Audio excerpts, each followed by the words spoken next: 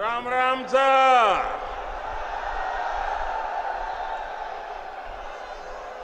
मैं सबसे पहले तो इतनी बड़ी तादाद में मेरी जहां भी नजर पड़ती है मुझे माताएं बहनें दिख रही हैं, मैं उनको विशेष रूप से प्रणाम करता हूं कि आप इतनी गर्मी में हम सबको आशीर्वाद देने के लिए इतनी बड़ी संख्या में आए हैं। शायद राजस्थान नया इतिहास लिखने जा रहा है। माताएं बहनें, मैं सर झुका करके आपको प्रणाम करता हूं।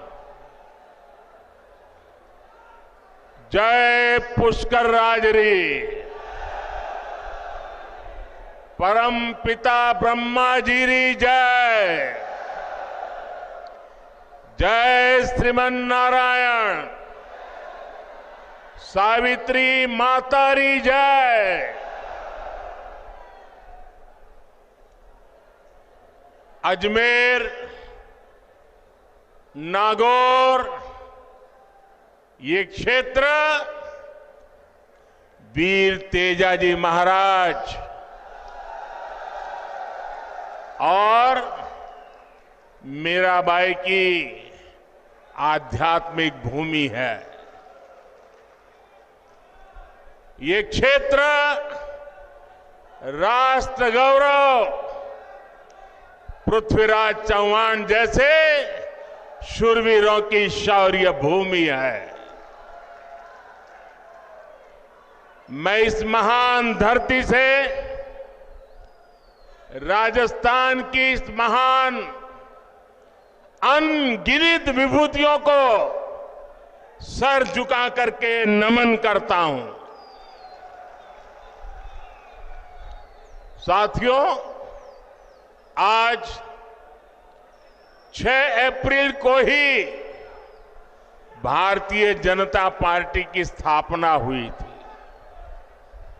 ये संयोग देखिए कि आज ही मुझे पुष्कर क्षेत्र में आने का सौभाग्य मिला है।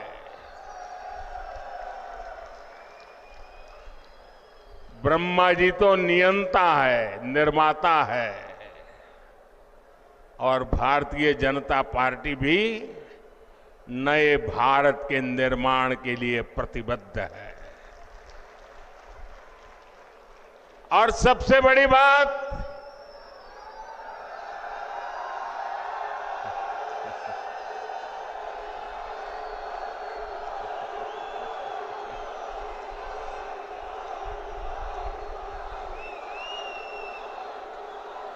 हमारा ये क्षेत्र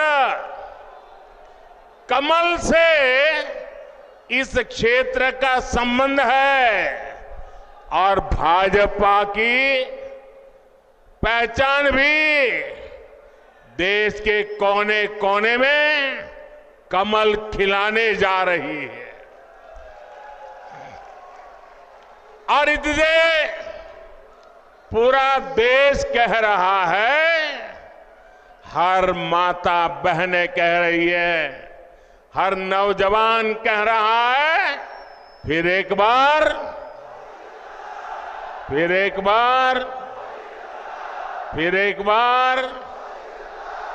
4 जून 400 पार, 4 जून।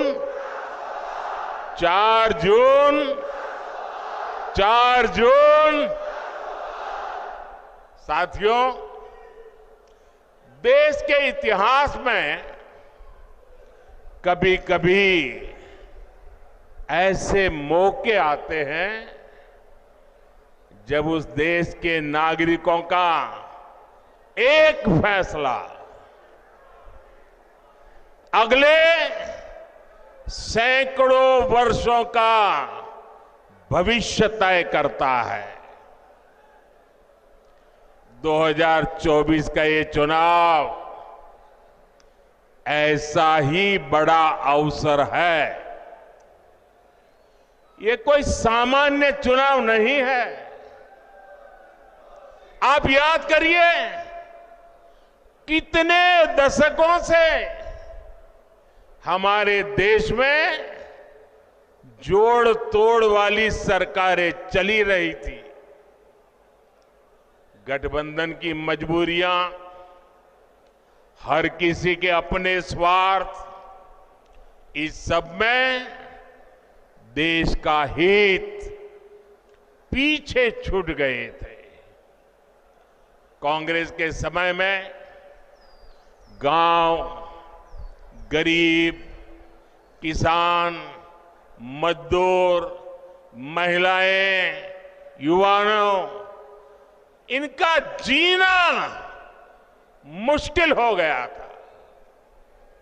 हर दिन अखबारों में या तो घोटालों की खबरें छपती थी या आतंकी हमलों की खबरें आती थी। लेकिन 2014 से देश में एक बड़े बदलाव की शुरुआत हुई।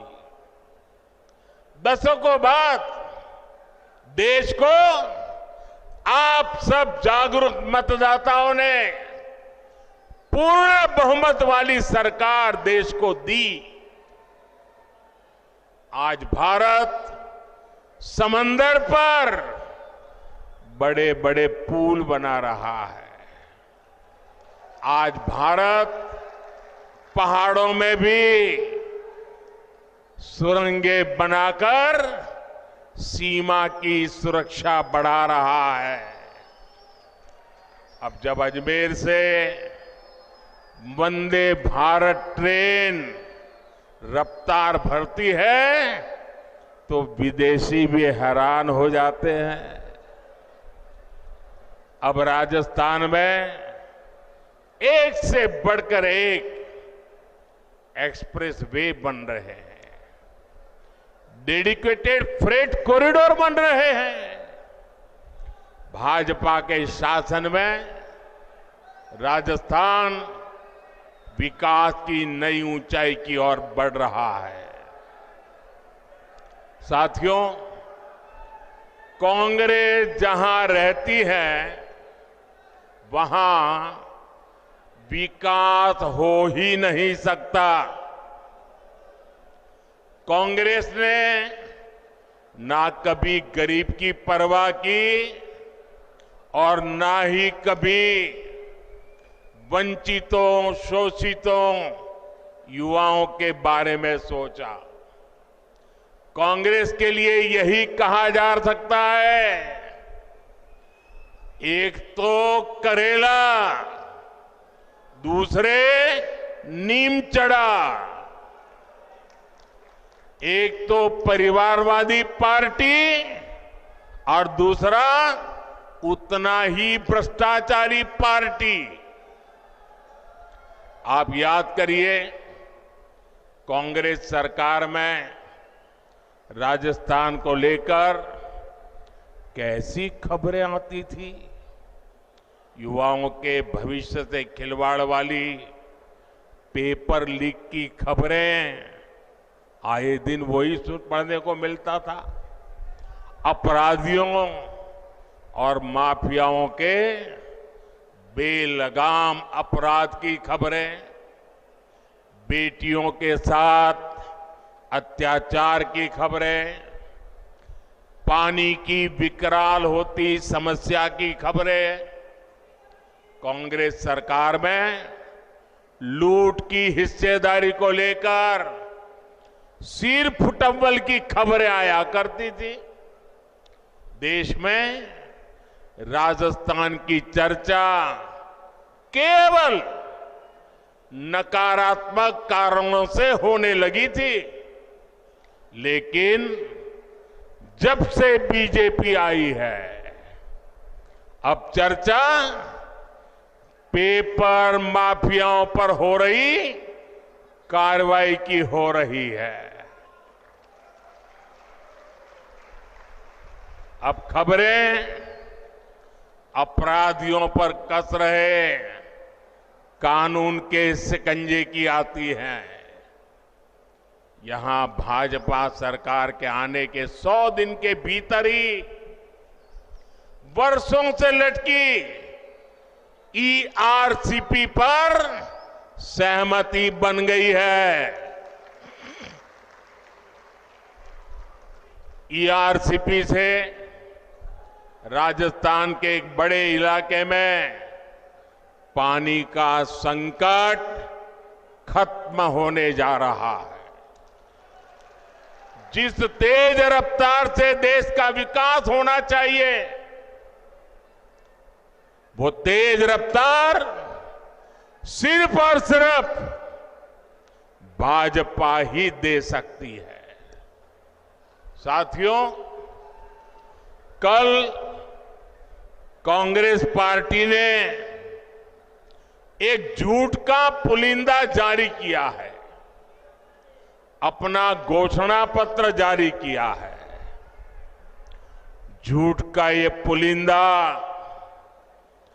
कांग्रेस की एक बहुत बड़ी सच्चाई, कांग्रेस को बेनकाब करने वाला एक घोषणा पत्र है। आप देखिए, हर पन्ने पर भारत के टुकड़े करने की बू आ रही है। कांग्रेस के घोषणा पत्र में वही सोच झलकती है जो सोच आजादी के समय मुस्लिम लीग में थी।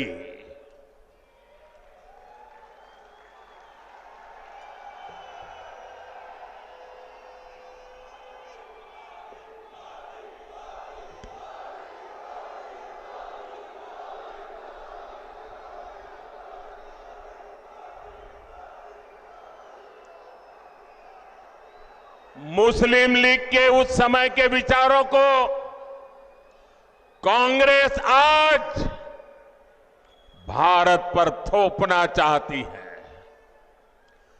मुस्लिम लीग की छाप वाले इस घोषणा पत्र में जो बचा खुचा हिस्सा था, उसमें वामपंथी लेफ्टिस्ट हावी हो गए हैं। और अब देखिए, आज की कांग्रेस के पास न सिद्धांत बचे हैं और न ही नीतियां बची है। ऐसा लग रहा है कांग्रेस सब कुछ ठेके पर दे चुकी है, पूरी कांग्रेस पार्टी को आउटसोर्स कर चुकी है। आप मुझे बताइए, क्या ऐसी कांग्रेस देश हित में कोई काम कर सकती है? देश हित में कोई काम कर सकती है?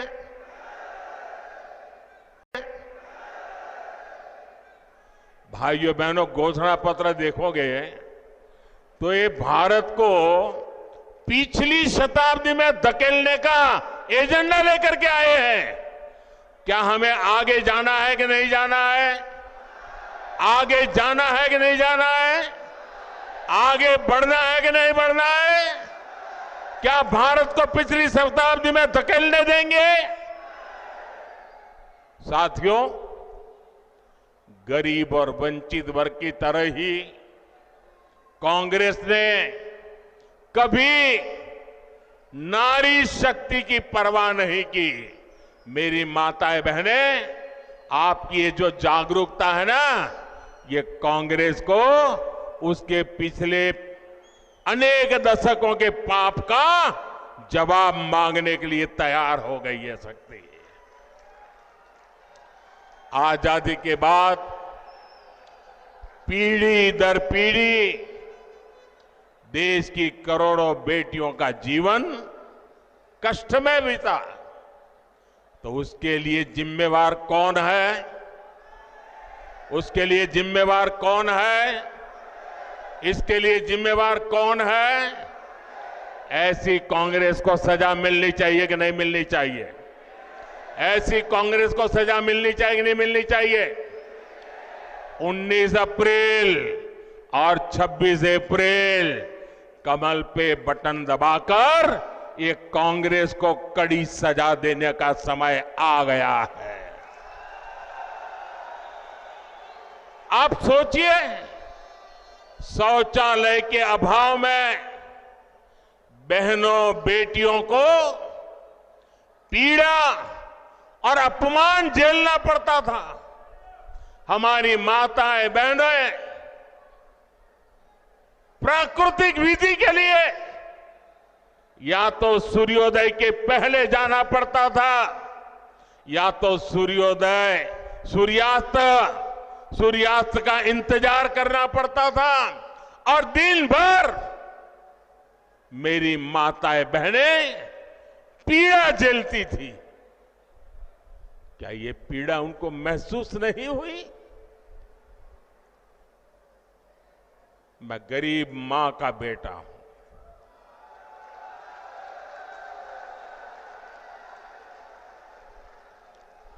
इसलिए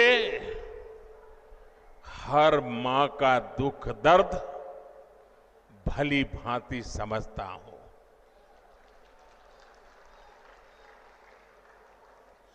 करोड़ों गरीब परिवार की बहनों को धुएं में खाना पकाना पड़ता था और जब वो धुएं में खाना पकाती है ना, तो एक दिन में जानकार लोग कहते हैं एक दिन में 400 सिगारेट जितना धुआं ये मेरी माताओं बहनों के फेफड़े में जाता था। क्या इन माताओं बहनों को इस पीड़ा से मुक्ति मिलनी चाहिए कि नहीं मिलनी चाहिए? पानी लाने के लिए दूर दूर तक चलकर जाना होता था। मैं गुजरात का हूं। राजस्थान और गुजरात में पानी का संकट हम सब ने भली भांति देखा है और इसके सारा बोझ हमारी माताओं बहनों पर पड़ता था। सर पे बहुत बड़ा वजन उठा करके पानी लेने जाना पड़ता था।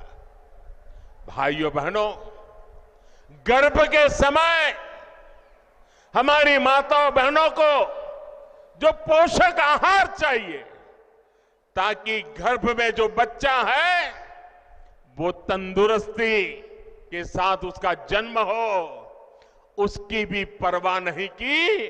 आज आपका ये बेटा, आपके गर्भ में जो बच्चा है ना, उसकी भी चिंता करता है।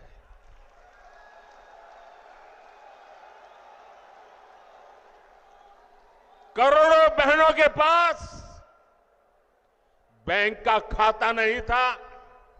अगर कहीं से थोड़े बहुत पैसे बचा लिए तो या तो अनाज के डिब्बे में रखना पड़ता था। आज मोदी ने इन माताओं बहनों के बैंक में खाते खुलवा दिए। अब देखिए समाज की क्या स्थिति थी। अगर परिवार में खेत है तो पुरुष के नाम पर, घर है तो पुरुष के नाम पर, गाड़ी है तो पुरुष के नाम पर, दुकान है तो पुरुष के नाम पर, और अगर पति नहीं रहा तो बेटे के नाम पर। हमारी माताओं बहनों के नाम कुछ नहीं होता था। और ये आपका बेटा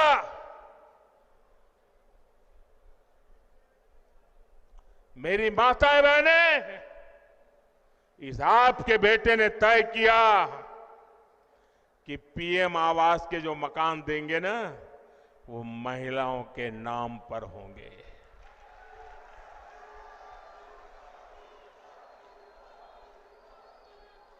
हमारी माताओं बहनों को रोजगार के अवसर नहीं थे। बहुत सारे क्षेत्रों में महिलाओं के लिए दरवाजे बंद थे। साथियों, आपने 2014 में आपके इस बेटे को आशीर्वाद दिया। आपने मुझे आशीर्वाद दिया। गरीब के इस बेटे ने देश की मातृशक्ति का जीवन आसान बनाने के लिए पूरी शक्ति लगा दी। बीजेपी सरकार ने 12 करोड़ शौचालय बनाए और हमारी माताएं बहनें कहती हैं ये शौचालय तो हमारा इज्जत घर है। उज्ज्वला योजना ने 10 करोड़ गरीब परिवार की बहनों को धुएं से मुक्ति दी। गरीबों के जो 4 करोड़ घर बने उसमें से ज्यादातर घर महिलाओं के नाम किए। 11 करोड़ परिवार की बहनों के घर पहली बार नल से जल पहुंचा है।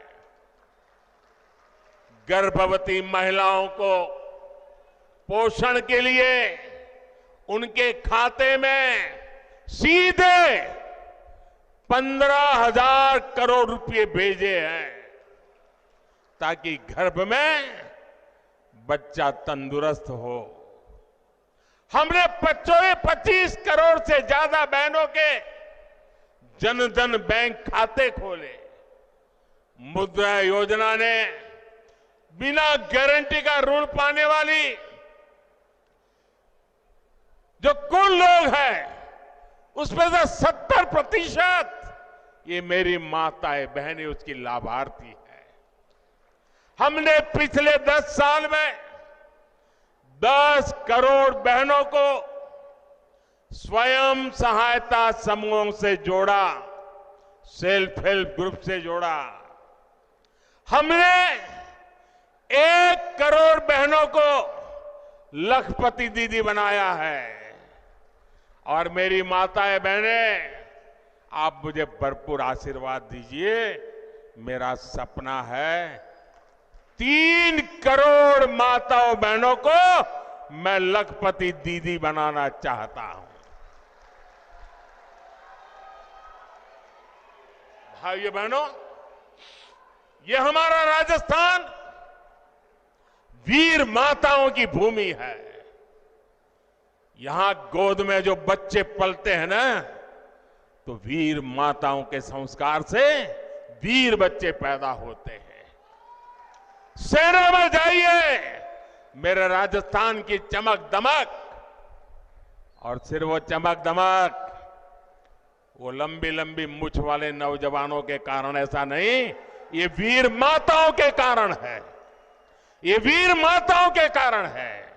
लेकिन बेटा तो सेना में जा सकता था, ये मेरी वीर बेटियां नहीं जा सकती थी। मोदी ने वो दरवाजे भी खोल दिए हैं। मेरी बेटियां सेना में जा रही है। मैंने सैनिक स्कूल के दरवाजे खोल दिए हैं।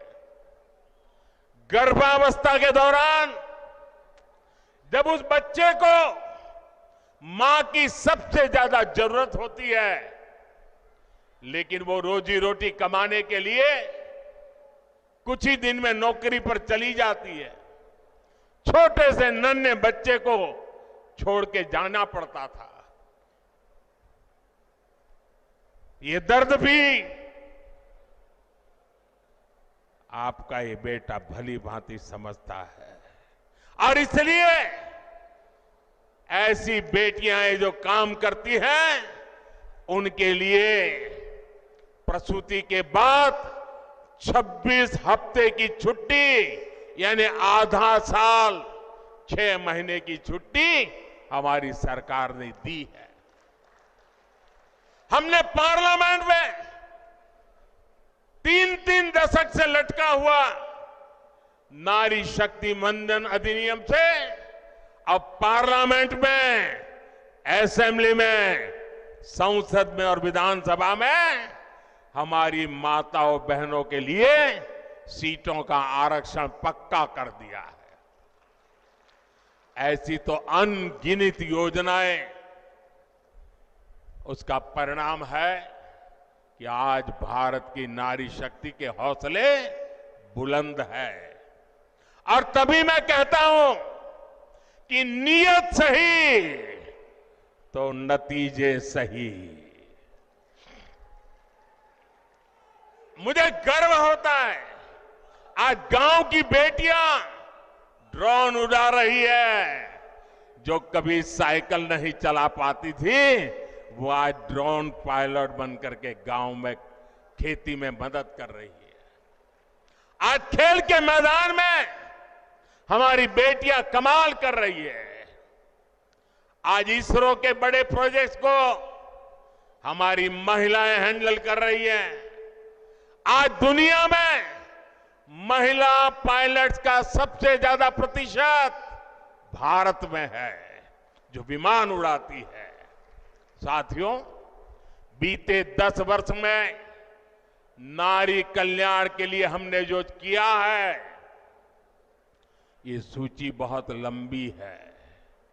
आपको भी लगता है अरे मोदी जी इतना सारा कर दिया, ये भी किया, वो भी किया, इधर भी किया, इतना भी किया। मेरे राजस्थान के भाइयों बहनों, मेरे देश के भाइयों बहनों, ये जो किया है वो भले कितना ही ज्यादा क्यों ना हो, कितना ही अच्छा क्यों ना हो, लेकिन मोदी के मन की बात बता देता हूं। ये जो कुछ भी किया है ना वो तो अभी ट्रेलर है, ट्रेलर।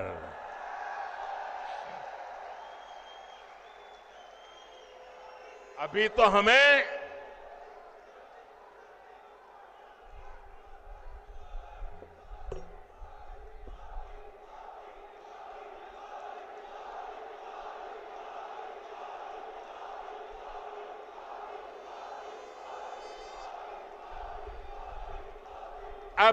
ये ट्रेलर है। हमें देश को बहुत आगे लेके जाना है। और इसलिए मैं कहता हूं आपका सपना ये मोदी का संकल्प है। हमें 2047 तक भारत को विकसित बनाना है।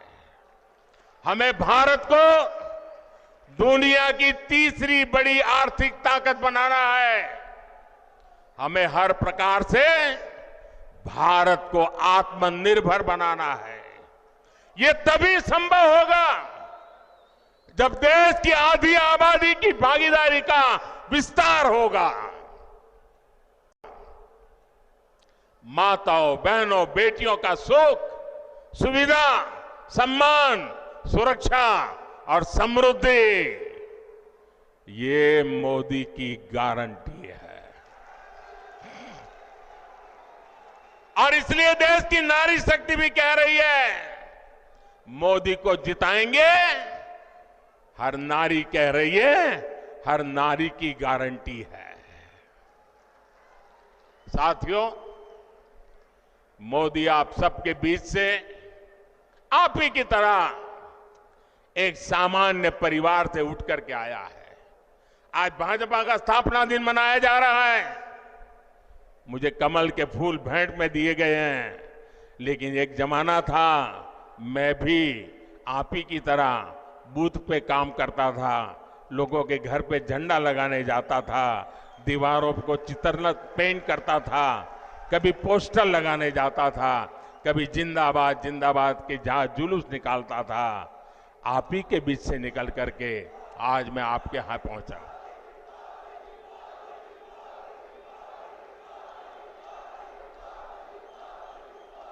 साथियों, ये जो देश के बड़े बड़े नामदार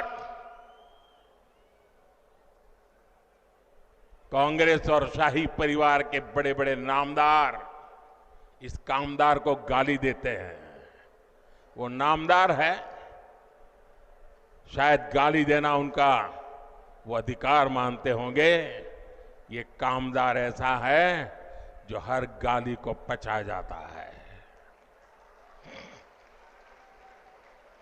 साथियों, ये मोदी से इसलिए नाराज है क्योंकि मोदी आज देश के गांव गरीब के साथ चट्टान की तरह खड़ा है।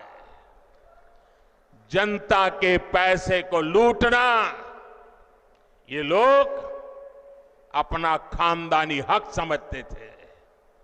मोदी ने पिछले 10 साल में लूट की इस बीमारी का परमानेंट इलाज कर दिया है।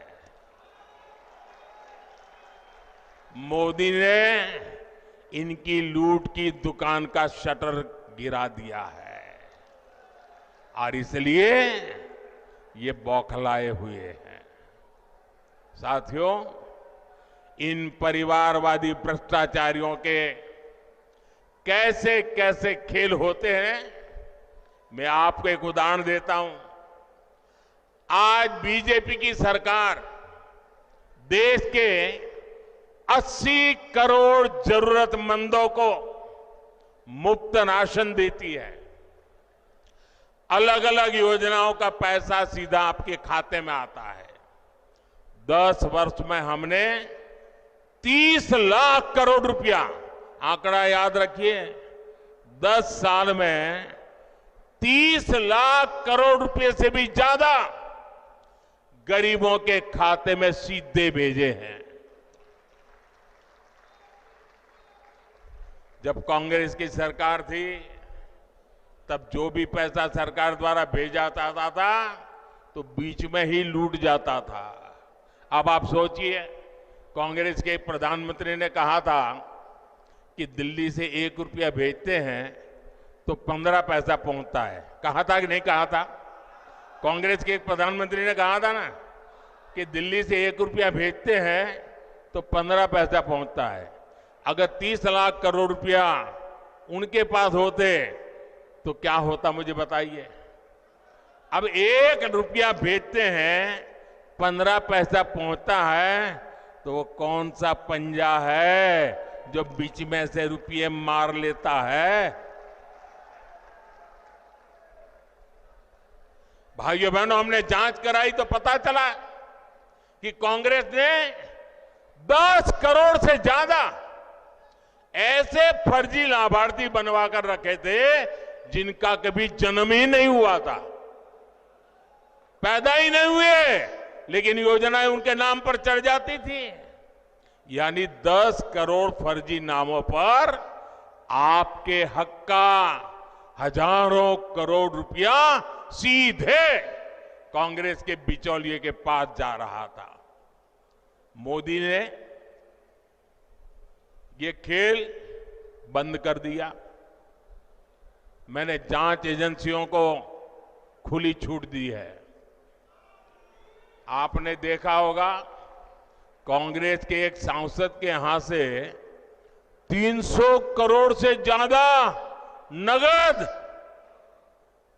आप कल्पना कर सकते हैं जी, 300 करोड़ रुपए नगद अलमारी में ढेर के ढेर पड़े थे और पकड़े गए। टीवी पर आपने देखा होगा। आप हैरान हो जाएंगे, ये बैंक के पास नोट गिनने के जो मशीन होते हैं ना, मुझे कितनी बैंकों से लाया, लेकिन मशीन थक गए गिनते गिनते, मशीन बंद हो जाते थे,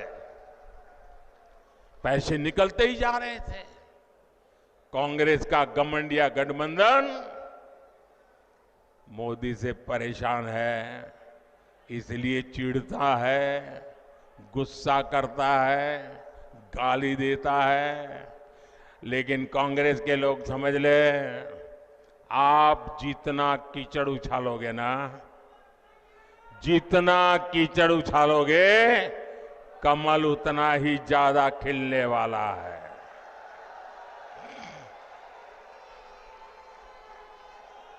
और आप देखिए, मैं कहता हूं भ्रष्टाचार हटाओ, वो कहते हैं भ्रष्टाचारी बचाओ।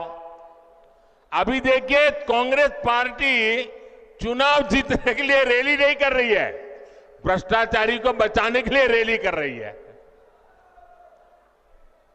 ये कितना भी बोलते रहे, भ्रष्टाचार के खिलाफ मोदी की लड़ाई जारी रहेगी। मुझे बताइए, मुझे लड़ाई जारी रखनी चाहिए कि नहीं? इस देश से भ्रष्टाचार जाना चाहिए कि नहीं? भ्रष्टाचार खत्म होना चाहिए कि नहीं होना चाहिए? आपके आशीर्वाद है ना? आपके आशीर्वाद है ना? आपके आशीर्वाद है तो मैं लड़ता रहूंगा। और भाइयों बहनों, मेरी सरकार का तीसरा कार्यकाल बहुत दूर नहीं है। पहले 100 दिन में भ्रष्टाचार के खिलाफ बीजेपी सरकार और भी बड़े फैसले लेने जा रही है। मैं तैयारी करके बैठा हूं, सारी तैयारी शुरू कर दी है। और इसलिए मैं कहता हूं, 10 साल में जो कार्रवाई देखी वो तो ट्रेलर है, अभी तो बहुत कुछ होना बाकी है। साथियों, राजस्थान में आने वाली 19 अप्रैल और 26 अप्रैल को मतदान होगा। अब आप देखिए, राम मंदिर बना, आप लोग खुश है कि नहीं है? राम मंदिर बना, आप लोग खुश है कि नहीं है? आपके मन को शांति मिली कि नहीं मिली? अब मुझे बताइए, चलो भाई राम मंदिर बन गया, लेकिन उसकी प्राण प्रतिष्ठा में जाने का विरोध करना यह शोभा देता है क्या?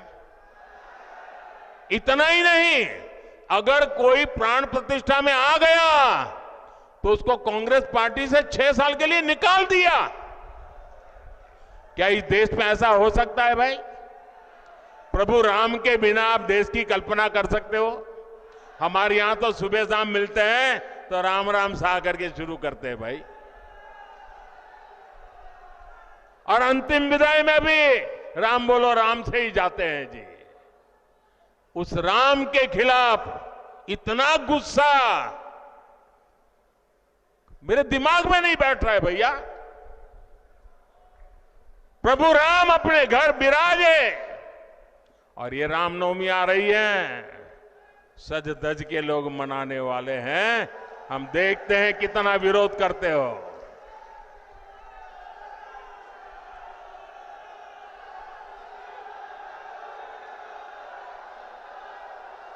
साथियों, 19 अप्रैल और 26 अप्रैल